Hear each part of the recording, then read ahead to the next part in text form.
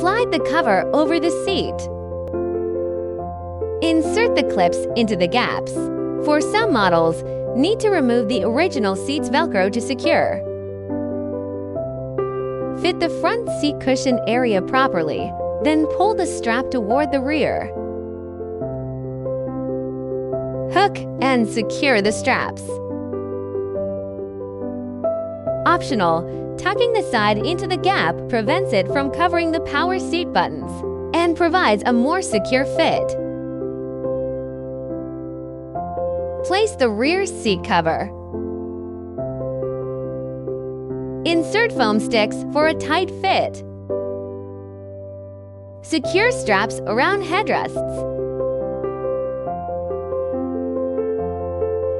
Adjust for seat belts and zip up.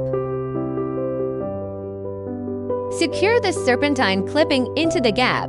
Optional, the serpentine clip can also be removed. Install headrest covers.